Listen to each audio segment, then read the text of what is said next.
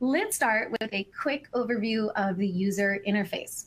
It is composed of 3 different parts. And you may or may not see that third part in green quite yet on the right-hand side. This is what we call the flex pane. And this is only opens when certain elements are clicked, like a specific person's profile or maybe a thread.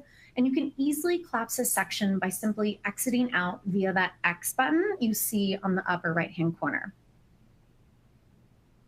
So on the far left-hand side, you see the home view. And this is where all of your conversations are listed. And when you click on the home view, that sidebar over there opens up. And this is where you can find the workspace menu. And that's where new teammates can be invited to Slack, or you can customize your Slack theme colors, which is always fun to do, and so much more. So depending on how your company is actually set up with Slack, you may or may not have access to more than one workspace.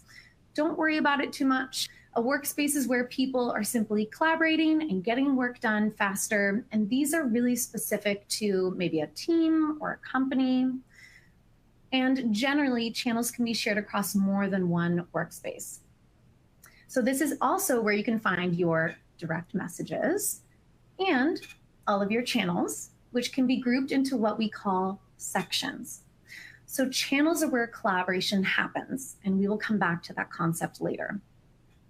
So on the far left-hand side, there are also shortcuts to your DMs, activities, and messages that are saved for later, which we will explain how you can use these later. And you also have that user menu that you see here on the bottom left-hand corner. And this is where you can edit your profile, upload your photo, customize your notifications.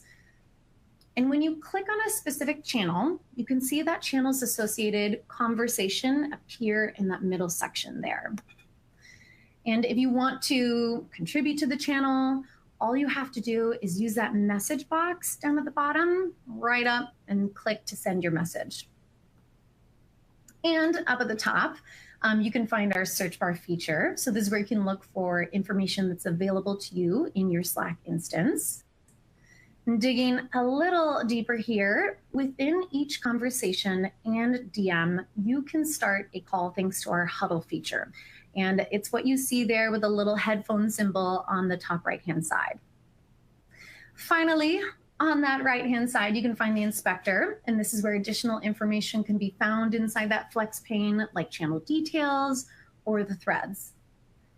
And in fact, as you all already found out, threads are one of my favorite features here at Slack. So they help create organized discussions around a topic, and we will show you later on how that works.